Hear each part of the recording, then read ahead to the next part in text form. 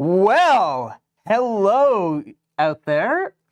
I'm Monty Martin. I'm Kelly McLaughlin. We are the Dungeon Dudes, and we are so excited to be sitting down today with two amazing guests. This feels like a long-awaited welcome to the incredible Matt Mercer and Spenser Starke.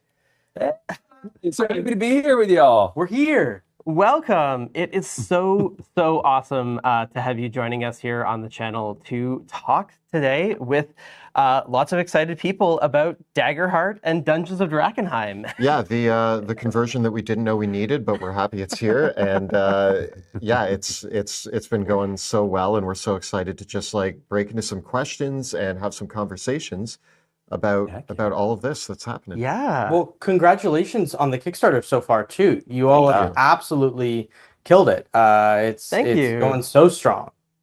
Yeah, we are really crushing through the stretch goals now. I think we're coming up on actually getting it. I want to say we are so also wonderful to be partnering with having Michael Underwood on board for helping us with the conversion, because the spoiler alert, Kelly and I have only played Daggerheart up to level 3.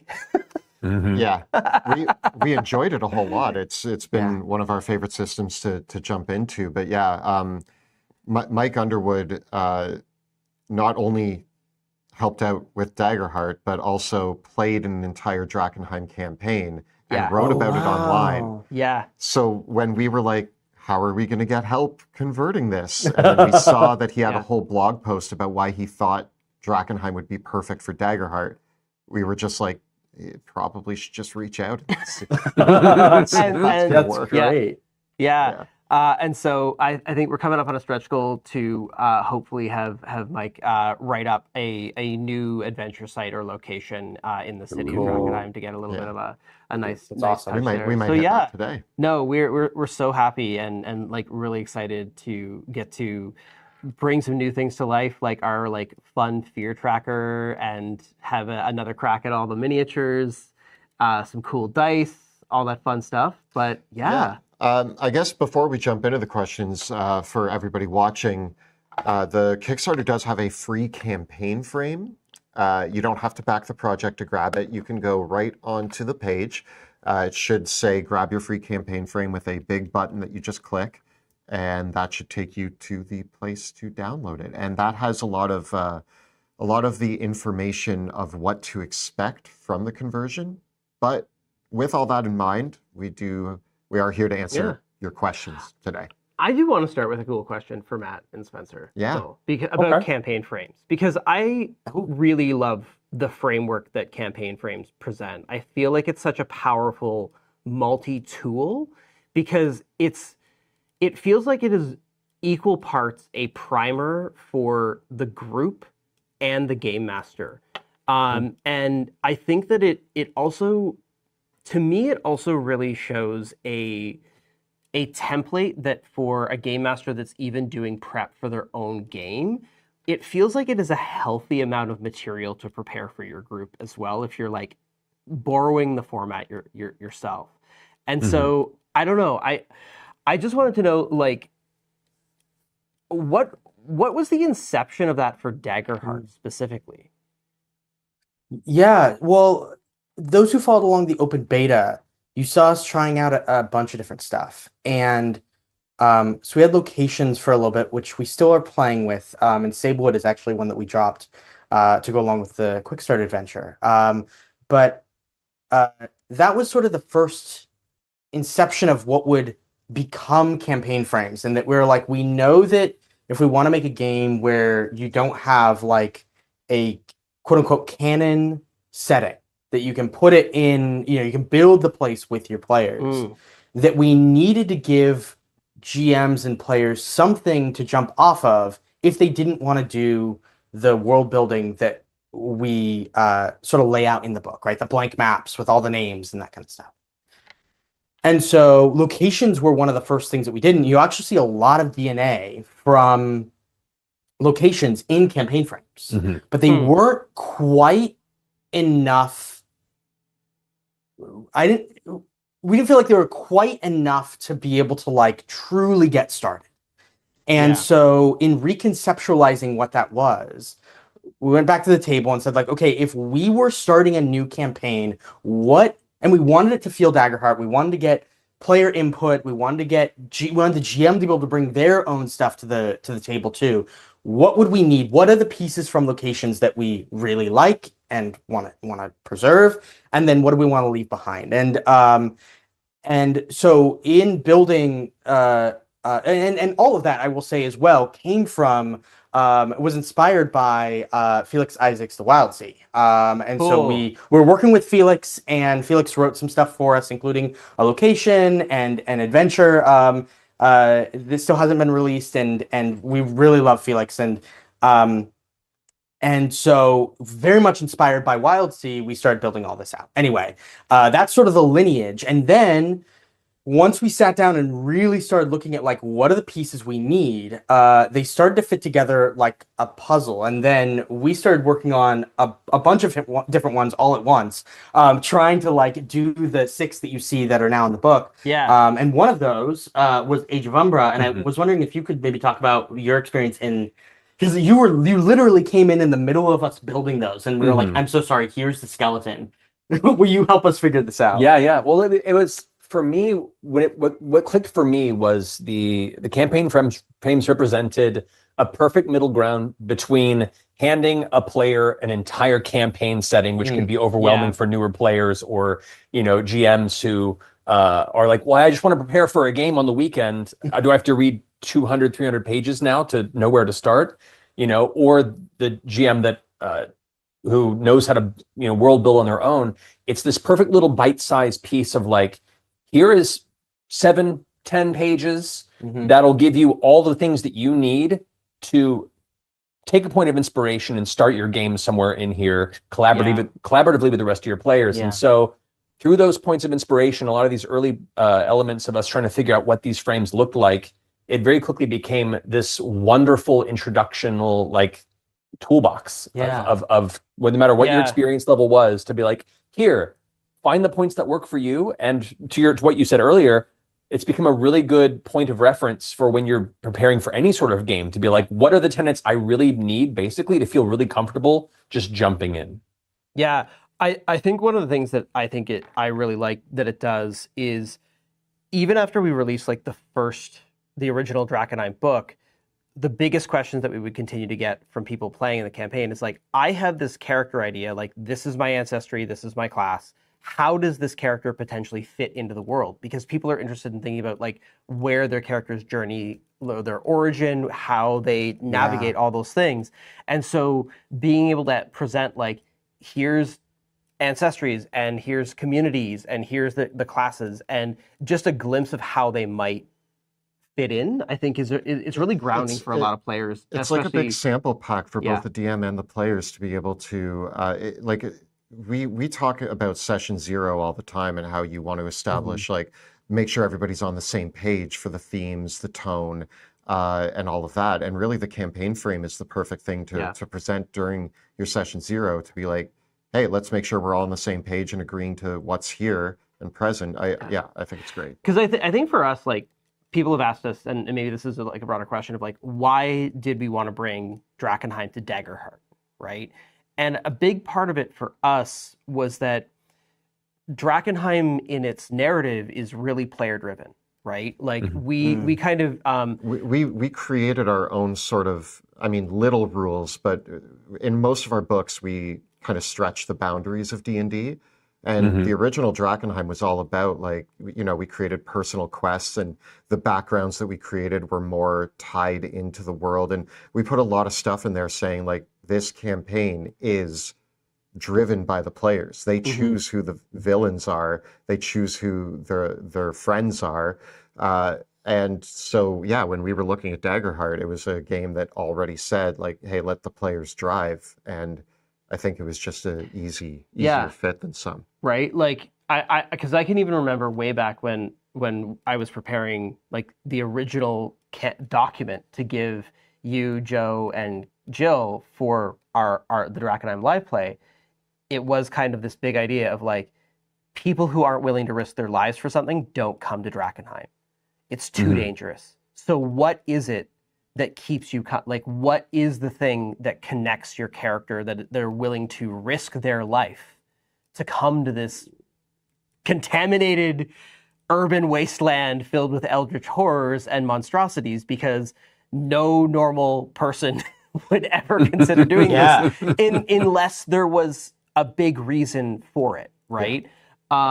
It's definitely one where if you want to play a reluctant hero, you really have to think of like the strong reason of like what is motivating your character to go into a pretty dismal situation.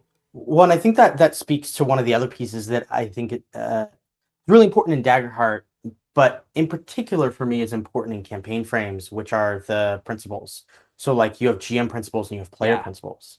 And having player principles that are like, hey, if you're going to play in this campaign as a player, here's your buy-in, right? And one of them in Daggerheart proper is amounts to not exactly this word, but it's basically like, hey, be bold, right? Like you're hero, go put yourself at risk. Like part of it is embracing the risk. And so in Drakkenheim, you know, there's a deep desire for that to be true in an even bigger way, I think. And so really honing in on what the GM principles and player principles are is crucial, I think, to a good campaign frame. And then also one of the really fun things that we ran into with campaign frames that they allowed us to do was that they let us put fun tidbits of rules in for specific places or styles of campaign that affect the game if you're playing there, but aren't actually necessary to learn if you don't want to be playing in that place.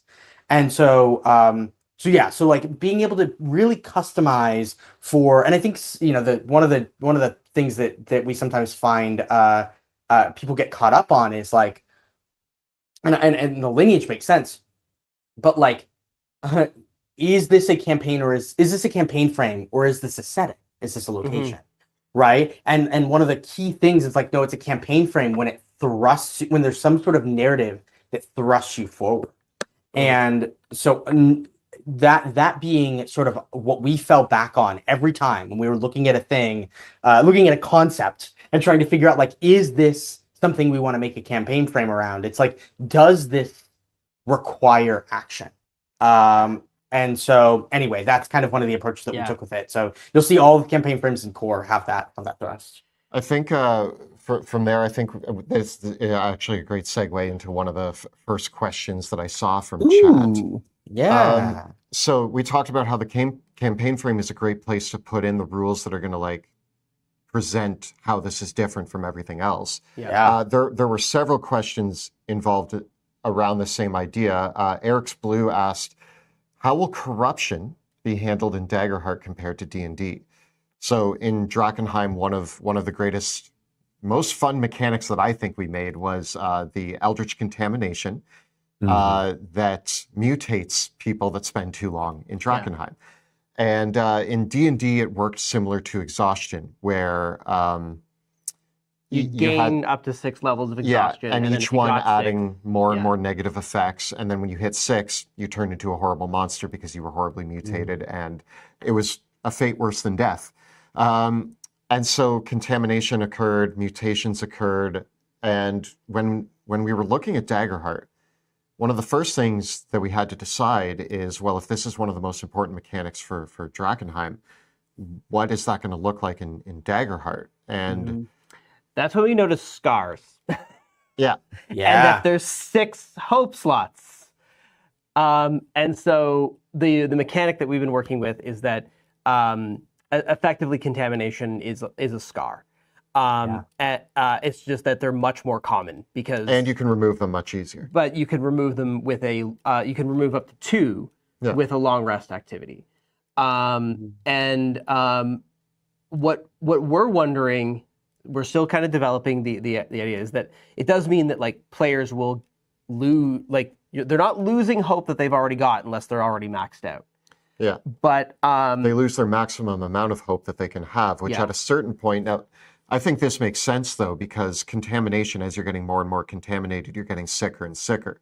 So losing the ability to trigger your best abilities when you hit that 3rd or 4th contamination level makes sense to me. But we also want to make sure the players are having fun. So the other thing that we designed, mutations used to be relatively either cosmetic, slightly detrimental, or sometimes beneficial. And what we're doing in Daggerheart is every mutation has an optional ability that you can give the DM or GM fear to trigger. So one of our classic examples, the belly maw, which is you gain a mutation of a big scary stomach open in your, or a big scary mouth open in your stomach. Cool, classic. Yeah. Yeah. You can give the GM fear to attack somebody with that, and it's like a brutal, poisonous, scary attack. I think you can also gain stress to even make it more deadly, or to like spit out of your belly maw.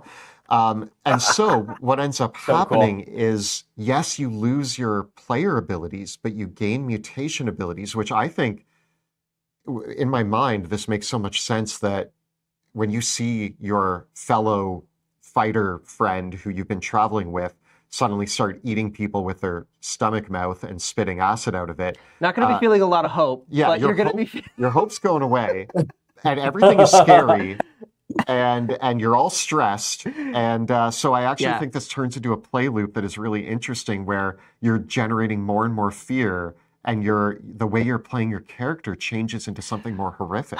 I think that's one of the other things that really excited me about Daggerheart, is that the existence of fear and stress actually really speak to horror so well.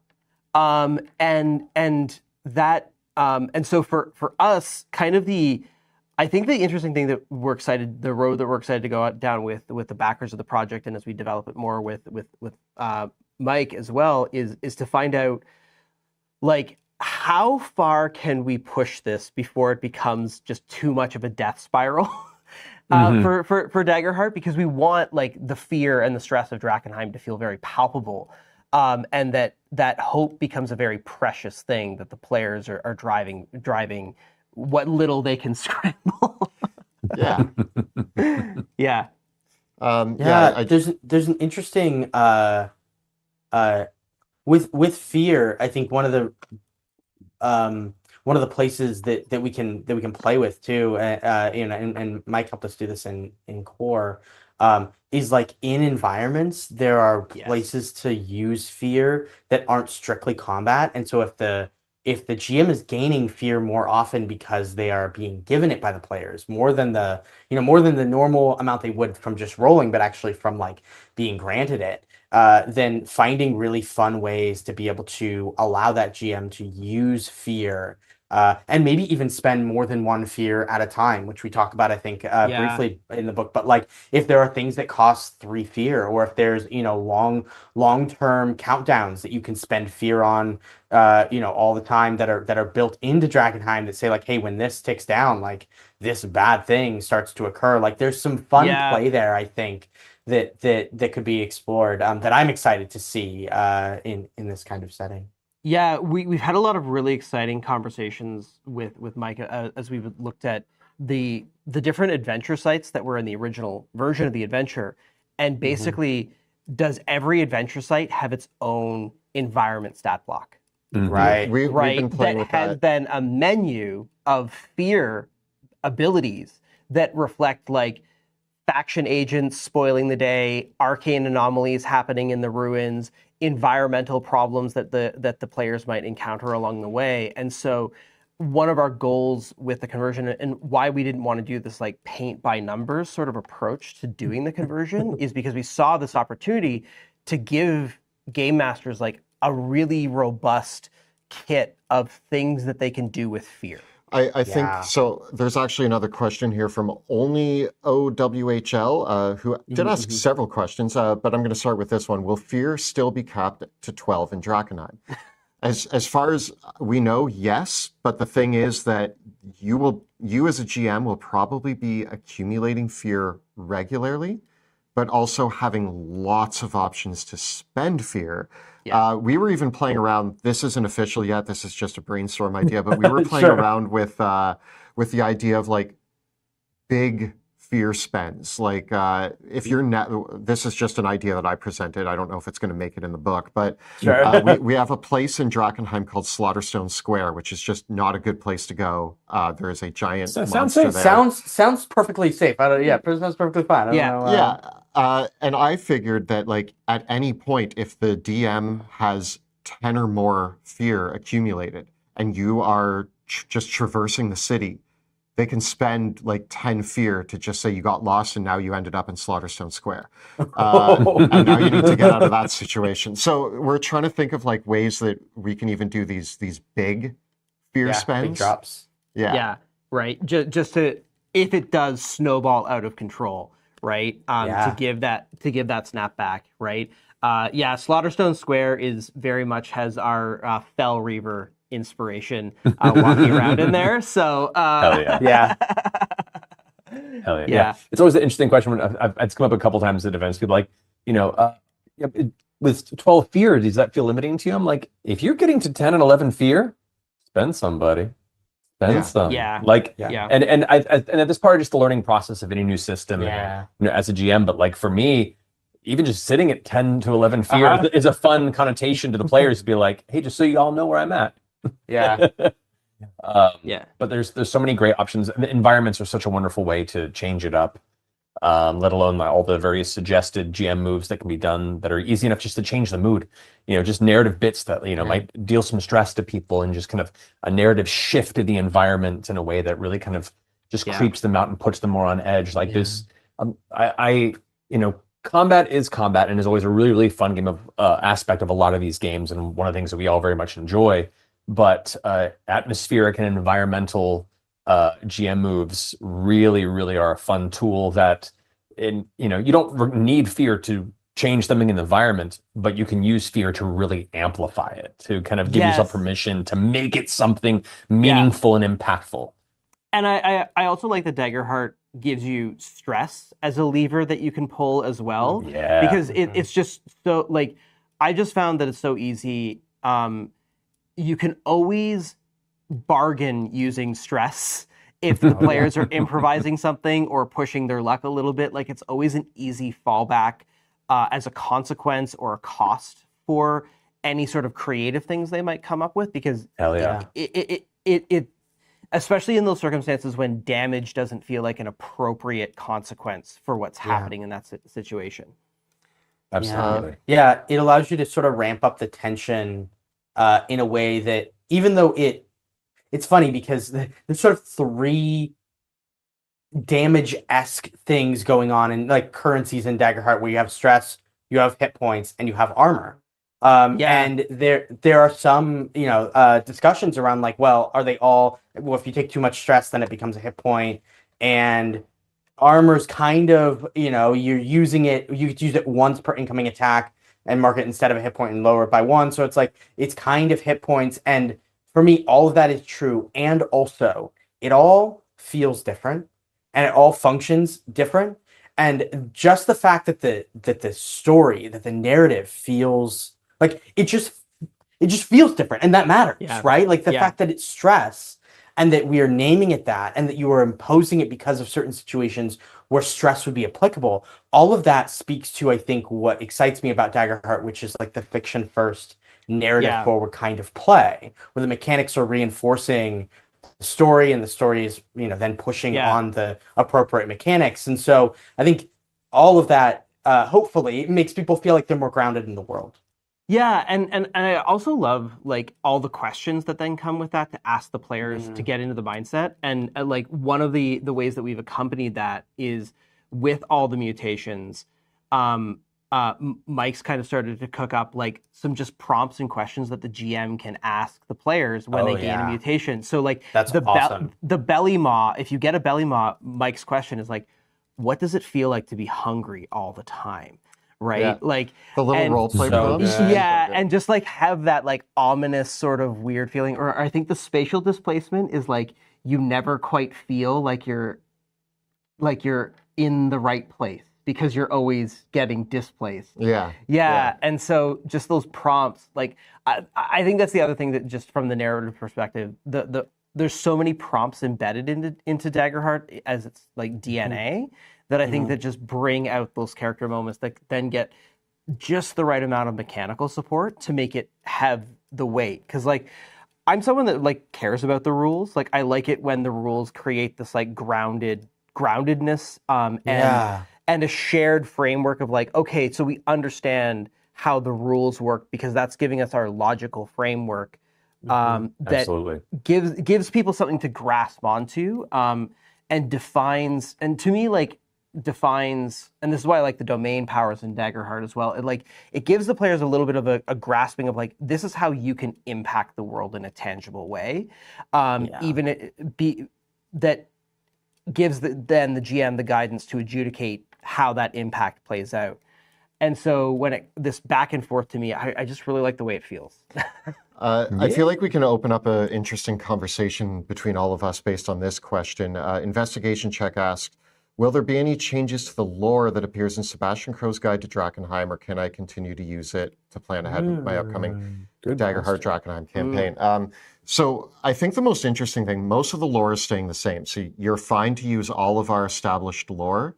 The one thing that Monty and I actually had to crack, and this is because of the design of Daggerheart, a lot of characters in Daggerheart are presented as naturally magical.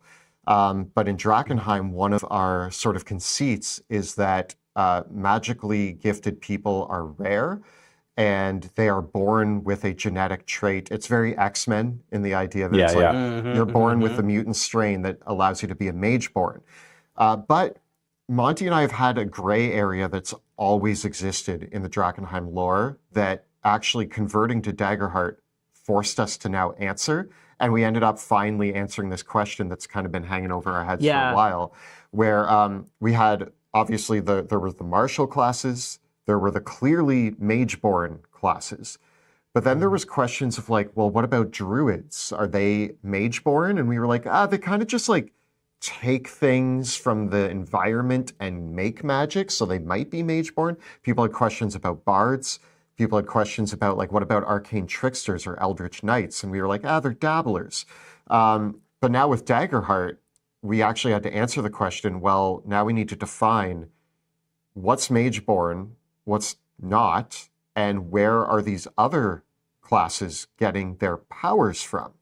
And what did we end up calling it? I think we're still workshopping the name, but I think one of the metaphors that I like to draw to explain it, because this was a big inspiration for me, was The Witcher as some source material, right? Because like Geralt's magical powers in The Witcher are shown as being distinct from those of like the full-blown spellcasters in the world. Like the Witchers kind of pick up these tricks, right? And so there's kind of like this level of magic that still exists in the world that people can tap into if they have the right know-how. But if you also have the genetic trait and you also have the know-how, what you can achieve kind of lets us do like that different sort of thing. So that allowed us to say like the know-how, I think we were calling it like sigils or rituals or something like that, but the name might change. But then the idea becomes that like, if you're a sorcerer, you're mage-born. If you are a rogue who has like, it's clear in Daggerheart that the rogue borrows things from like shadow sort of magic for some of their abilities. And it's hard to say, well, these are just tricks of the light. Like, no, they clearly have like a magical sort of vibe. So rogues just naturally might know a few things to grasp the essence of magic. And in the rogue's case, I actually think it's from like the Shadowlands. And they pull that out. Or like druids might not have the mage-born trait, but they understand all of these rituals to pull on magic. And I mean, when you look at wizards, they're the combination. They were born with it and they understand. And I mean, wizards and Daggerheart also have the Splendor domain. So that's been like a huge question people have been asking us, is like, what does that mean for... Because we have Drakkenheim, its wider political context has like a real conflict between arcane spellcasters and divine spellcasters, right? And so when you've got the wizard, which has the Splendor and Codex domains, it's like, is like a natural hybrid, Yeah. people have been like, okay, so how do we deal with that? And I think we've come like in the campaign frame. I think we've answered some of those questions about Yeah, but how, I guess the question that I want to present to you guys is when designing Daggerheart, um, what was the thought process when you were like, let's make it super magical? I don't think like I think it's actually a great design. The complications were from our own choices that we made in the lore of our own setting that we had to No, decide totally. how in, to in do it. adapting. Yeah, but I think it's cool that like I love the way that it's designed, that everybody gets these access to these domains. They can pull on those powers. So I was wondering if you guys wanted to talk a little bit about that.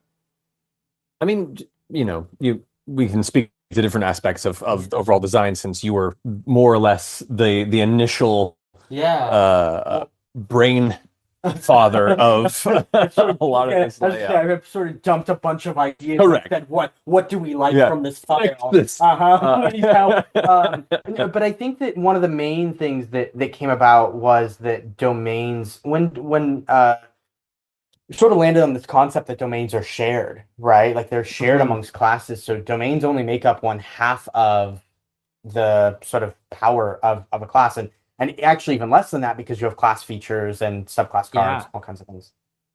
So this idea that like, if you wanted to, playing a rogue, you could take a path where you have like very little magic going on.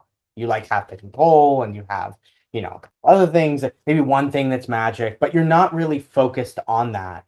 As opposed to something like Guardian, which those two domains just don't have magic. They don't include any magic in them.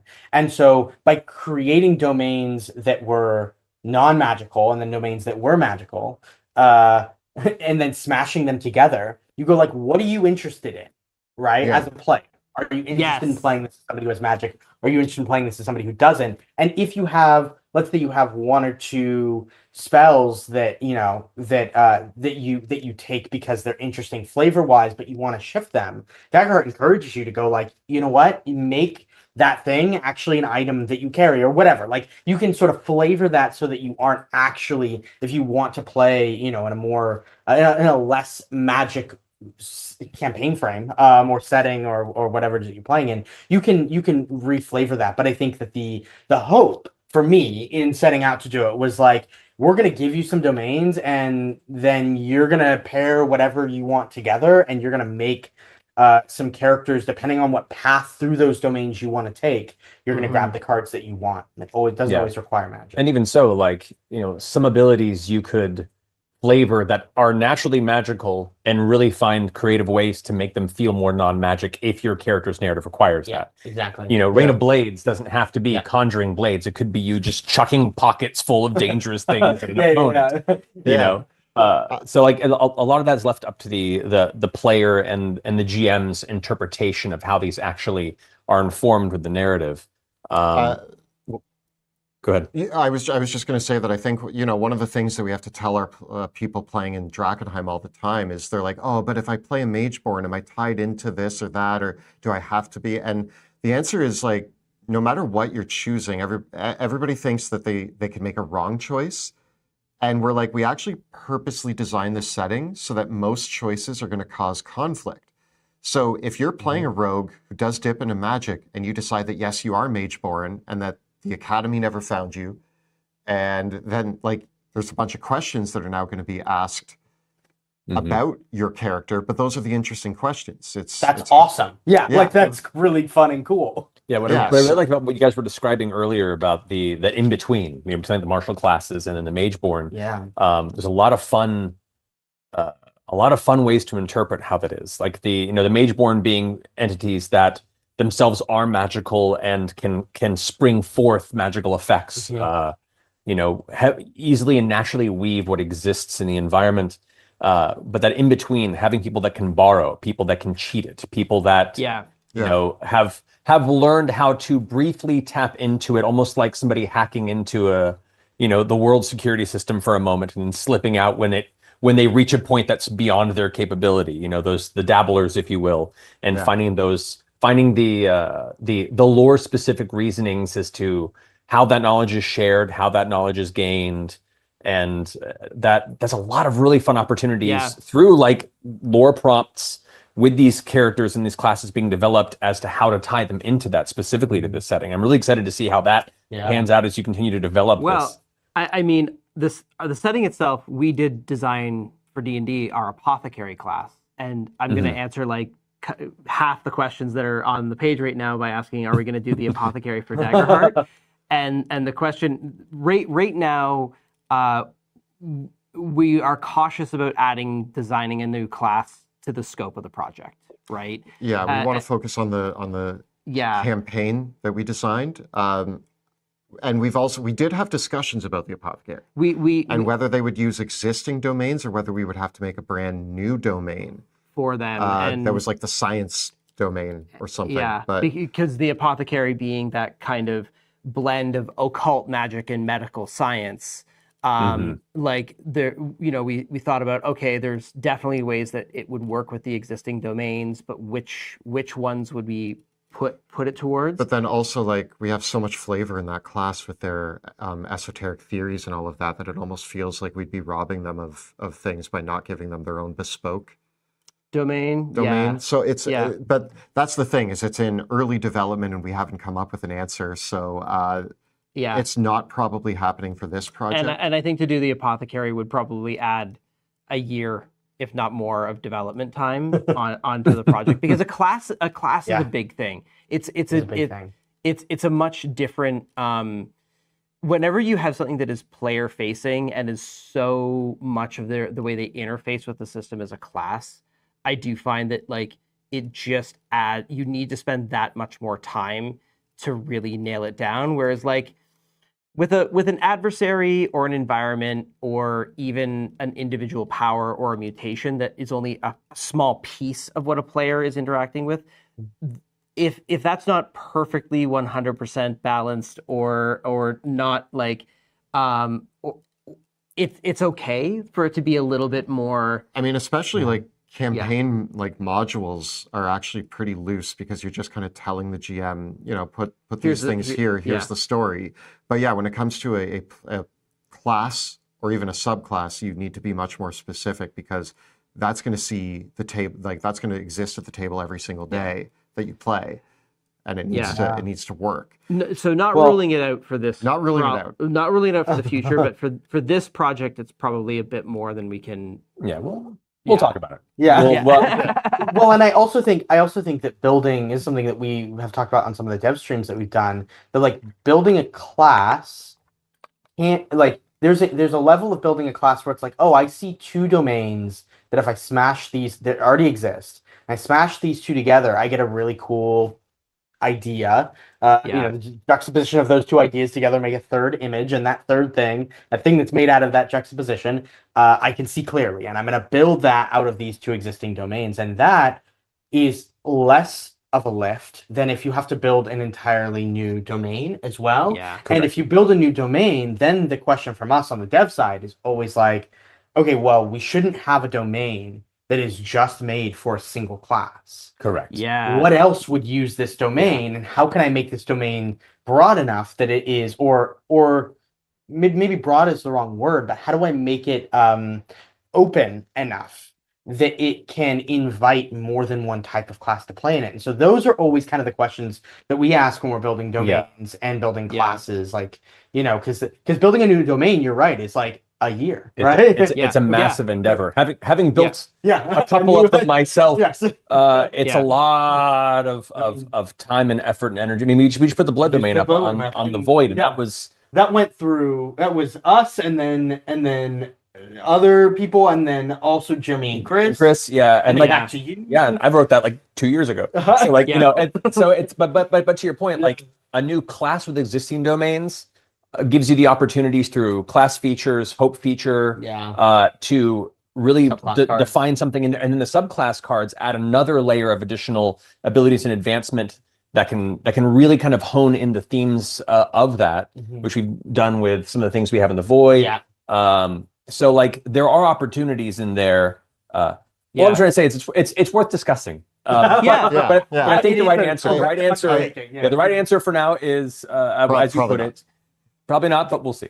Yeah, where we are exploring some stuff, because we talked about one of the really cool features of the original adventure was contaminated spells, which were versions of existing spells that were juiced up with eldritch contamination that players could use by accepting contamination themselves in the act of casting the spells. And so we have lots of questions in here actually about whether or not we think that those will work outside of a Drakkenheim setting. And that's actually, I think, where it gets a little tough. Like, if you're not playing with contamination, I guess my short answer to that is we think that the contaminated versions of the domain cards are really, really cool. Obviously, they're going to present more powerful than the normal domain version.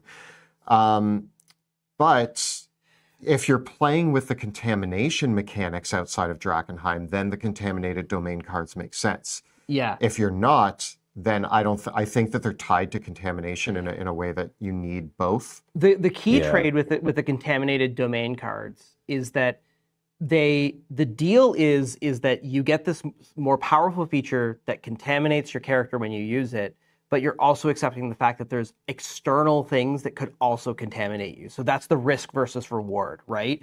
Whereas if a player has a contaminated ability but has zero risk of something other than their own use of that ability giving them contamination, then the risk is gone, right? Because they now have 100% control over how much. But like that's always the temptation with the contaminated domain cards. It's like, all right, so you're gonna knock off your own hope slots to use this ability, but then a monster could come along and spray you with some superpower, and you have now gained even more contamination from the environment or from an enemy, or that's the risk versus reward. And so if you're adapting the contaminated domain cards into your own setting, you just want to make sure that you're also creating your own contamination threats that are always present. And I could see, like, if you just wanted to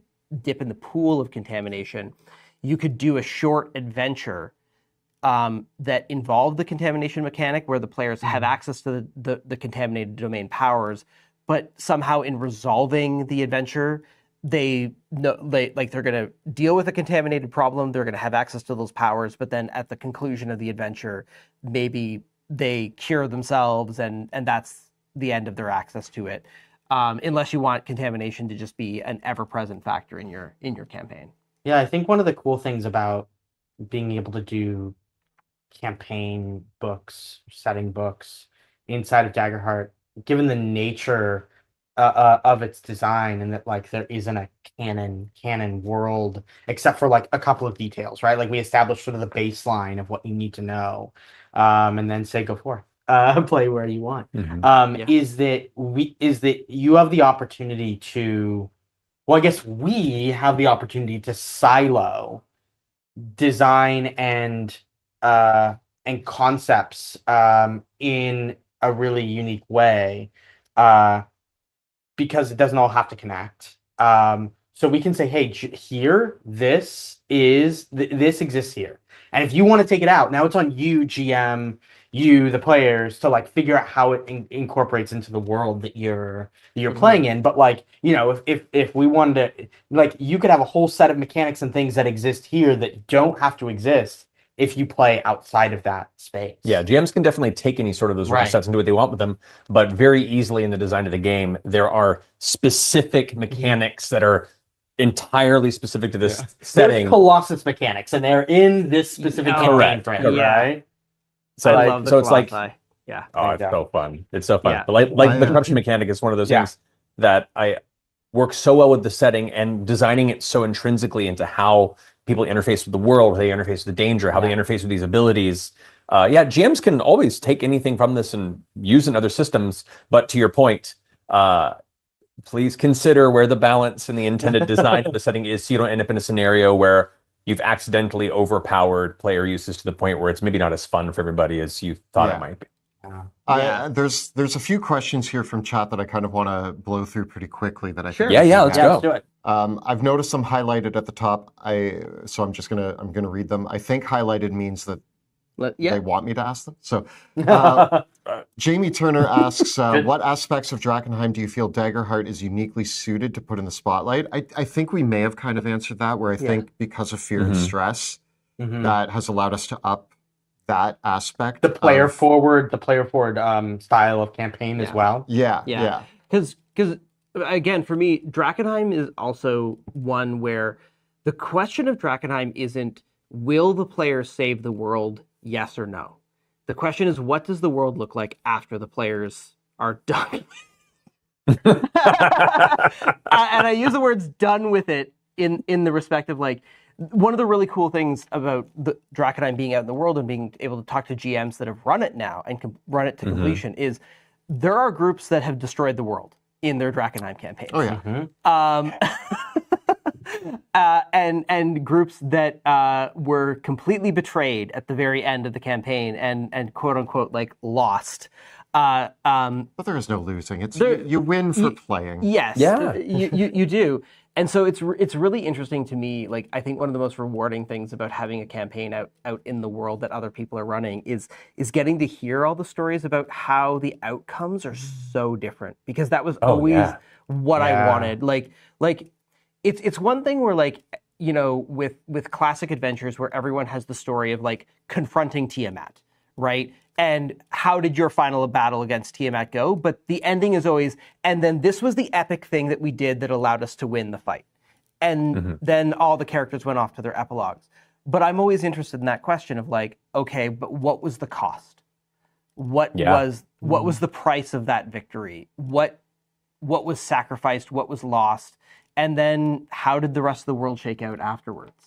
And so I think Daggerheart kind of is ideally suited to asking those kind of questions because the players are so much in the driver's seat. Yeah, absolutely. Next question. This one I think you guys could probably answer. Is Drakkenheim the first third-party Daggerheart book that's been announced? Yes. Yeah. Yes, it very much is. It is. Yeah. The first setting book announced. Yeah. It's especially with an independent develop team right there. You guys we're so excited to have you. There have been other projects, but you're our first license. There have been other products that have existed using the SRD, but this is the first one that is like in-house, officially licensed. We got to partner with like Darrington Press officially and bring this to life, which has been really exciting. So I mean, being the first is really cool, and I'm very excited to bring this. So happy to have you. One of the cool things too, just to touch on the last topic we were on very quickly, is that I think that one of the really for me, one of the key things in running dark campaigns is that the player buy-in is so important. And the character buy-in flowing out of that is so important, because when you care a lot and things go bad, that's where we get that sort of really tragic storytelling. And so in some ways, in opposition maybe to from an outside perspective, the instinct of like, well, everybody's going to die, so there should be like the amount of buy-in should be low. It's like, no, if it is tragic, it's the reason why it's tragic, the reason why it's emotionally impactful, and not just like, well, I guess my character's dead, is because the players have been involved in the creation of the story in some way that makes them feel bought in. And so I think that's something that you all have hit on with those very player-driven style of campaign, is like, that's the reason why we care when these things go bad. That's the reason why through all of the like strife and and hardship and challenge that we continue getting up every day and we keep fighting because it matters to us. And so it has to matter, and that means we need the players to buy in. And so that means asking them what they're interested in, what they're like, putting the prompts up to them. That's the thing that gets them feeling like they're invested. So and especially like for me, I always like to mention this to Kelly too, is that like as a dark fantasy and eldritch horror setting, Drakkenheim is one where there's a little bit of cynicism towards the notion of the heroic sacrifice, where the heroic sacrifice might not be enough to to save the world, right? Yeah. And so it asks the players to go a little bit further in exploring kind of the consequences of their choices, not just with where a more heroic story, where often you kind of have that, the hero makes the sacrifice play and everything is happily ever after.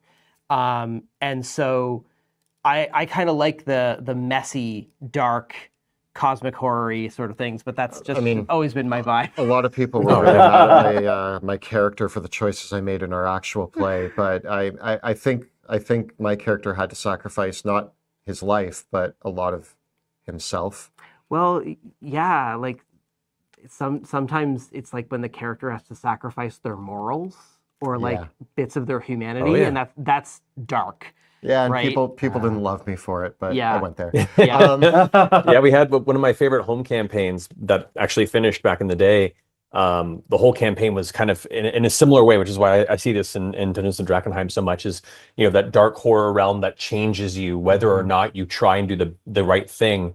Who are you by the end of it? Where they managed to supplant the great evil, but in doing so became a worse great evil that took its place at the end, and it was so delicious. And it was like around the table that the epilogue was so weighty and dark, but like delicious. And we all got drinks afterward. And it was great. So like this is exactly the kind of setting that allows that sort of amazing narrative that you've all gone along with at the end and get to tell that story of what have you accomplished and at what cost, and was it enough? And if not, how delightful is the memory of what you've wrought at the end of it all? Yeah. I love that. Here's another fun question. And Bets and Elise both wrote "Let's go" next to this one.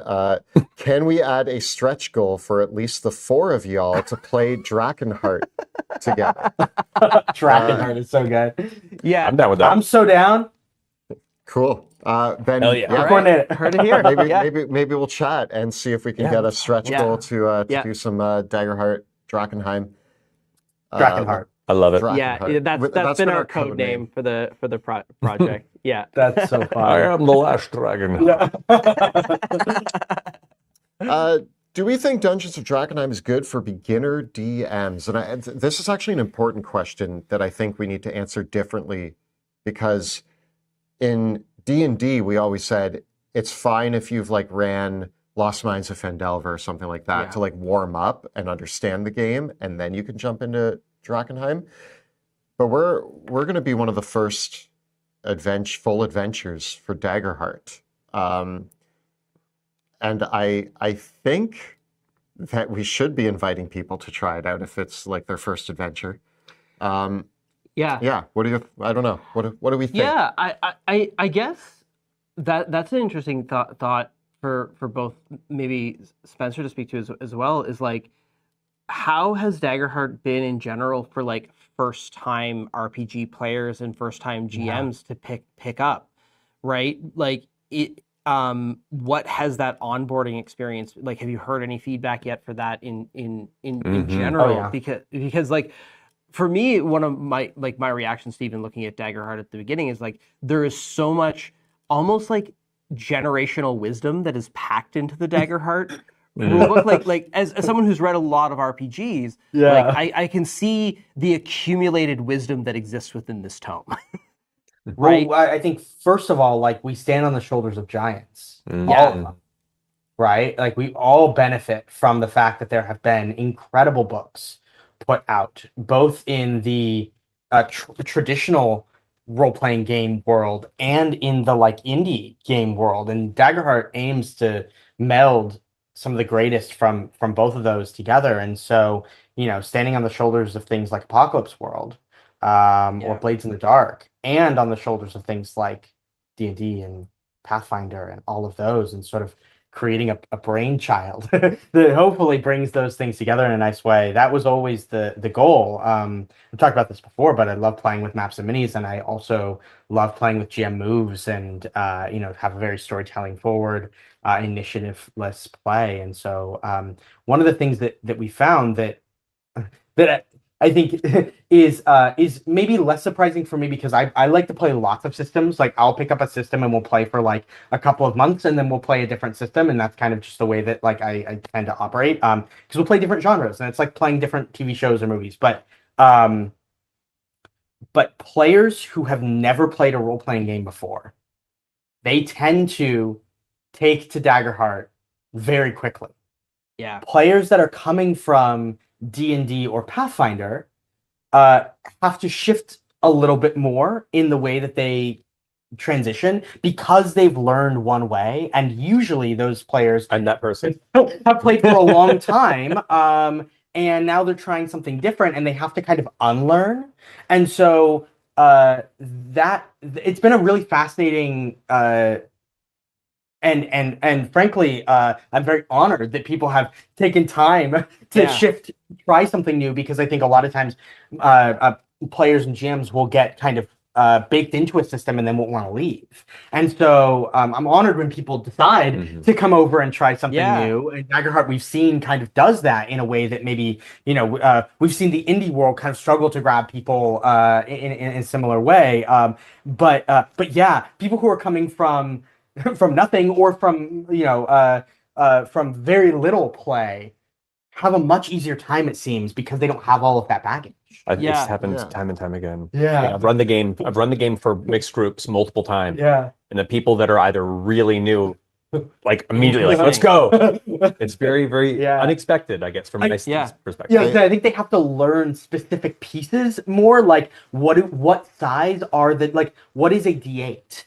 Is their question, right? Like, what is a D12? But once they learn that, it's like they're in. So yeah, it's interesting.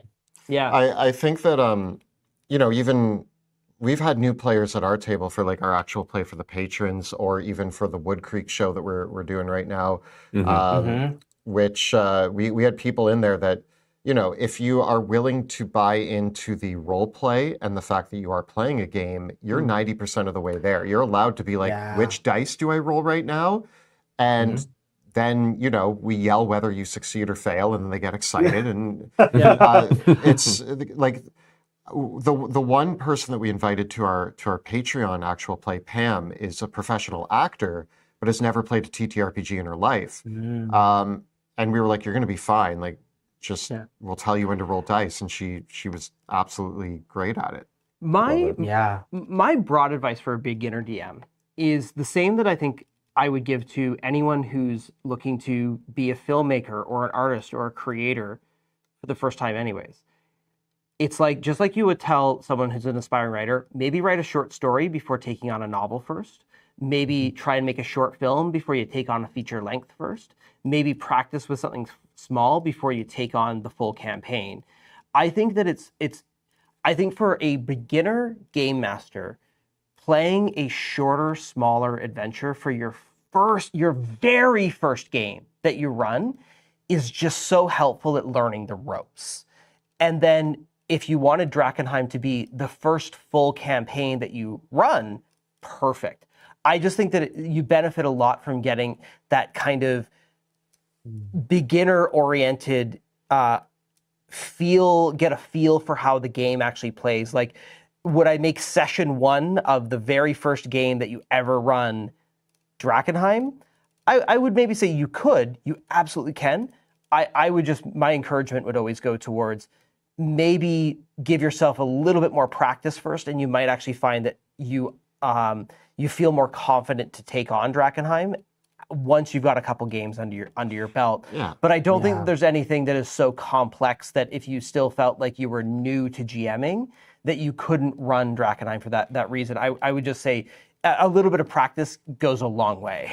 I do want to add to that, though, since we might actually have people that are watching this right now who did not own it for D&D and did not watch our actual play and are just jumping in with Daggerheart and are interested in jumping into this. A few things that you should note about Drakkenheim is there are many adventures in the world that are written in a way that guide the players more or less to an end goal.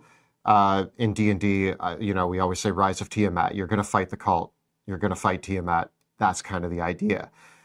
In Drakkenheim, the thing that you need to get behind if you're going to run it as a GM is that it is open-ended. You're going to let Daggerheart leans into this, but you're going to be playing into the faction intrigue. The factions are going to determine, the players are going to decide which factions they don't like and which they do. And you as a GM need to be very open to letting the players decide which factions they like and don't. You have to play them all as neutral as possible. You might have a favorite, but my recommendation is try to make them all your favorite. And then beyond that, you also need to realize that it's a pretty dangerous campaign. And I think get into the faction intrigue, get into the sandbox nature of it, and get ready for some pretty dangerous times.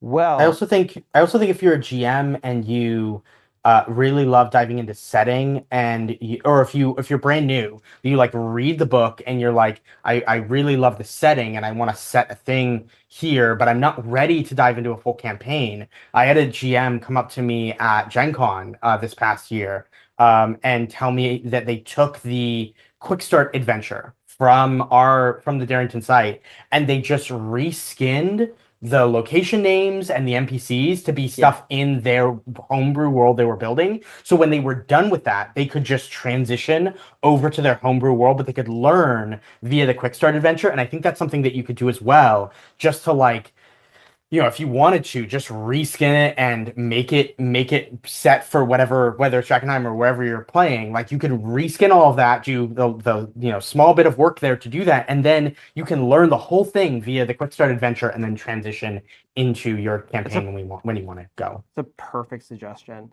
So. I think before we are out of time, but before we end, there are two things, because there's a lot of questions that we missed, but I'm going to answer a bunch of them all at once. We said at the beginning, I'm going to say it again, there is a free campaign frame available on the Kickstarter page. It has samples of the contamination. It has samples of the domain cards. It has samples of the mutations. I saw a lot of people asking about that. So a whole bunch of stuff is available in that campaign frame. You can hop onto the Kickstarter page right now and grab it for free. And that is, if you read through it, you're actually going to get to see a great sample of what Drakkenheim looks like in Daggerheart. And yeah, that might have been my only thing. I don't know. Matt, Spenser, it was such a joy to hang out with you and have you come on the channel to chat with us about this stuff. And it's such a joy to be partnering with Darrington Press and with our publisher Ghostfire Gaming to bring this whole thing to life. I just feel so fortunate and grateful for both your time today and for the whole of this project. Thanks. So happy. Are you kidding? We're so excited to be partnering with you all. We love the setting before it came to Daggerheart. We're so excited to see how it evolves into Daggerheart as we develop it. But we've also been sitting on the game for so long. We're just like, this has just been our like little project. And so for it to now be out in the world and people to be like, we want to build stuff in the stuff that you made. We're like, please, yes, go for it. This is why we make games. Yeah. So we're so happy to be working with you, and we're so excited to see where this goes. And thank you to the amazing community for supporting this and continuing to support this amazing Kickstarter, this setting, and everything that the Dungeon Dudes have been doing. This is awesome. Thank you both so much. I imagine we could have talked for like 5 hours. Easily. Absolutely. Yeah. And there's a lot of questions that we didn't get to. So for those of you who are watching, we tried our best to answer as many questions as we could with some long-winded answers that were jumping off of many topics that you guys discussed. Yeah. So we hope that everybody out there kind of got a few answers to some questions that they had, and that we'll see. We'll be doing another one of these. We're going to be doing a few more of these to answer some questions. We'll see if we can get other people. We might do one with. We might see if Michael Underwood is available to do one with us. And no pressure. Yeah, so we'll see what we can do. We want to answer as many questions as possible. We want to make this as easy for everybody to see how cool Daggerheart is, to jump into the game, and for our Drakkenheim fans to jump into Daggerheart, or for Daggerheart fans to experience Drakkenheim for the first time. Yes. All awesome. Amazing. Well, there's so many to thank. Thank both of you, the whole crew at Darrington Press, and the whole crew at Ghostfire Gaming, and Elise and Bets and everyone in chat for joining us today. Thank you all so much. We'll see you all very, very soon. And to all the backers, thanks for your support. We'll see you soon. Yeah. Bye. Thank you, everybody.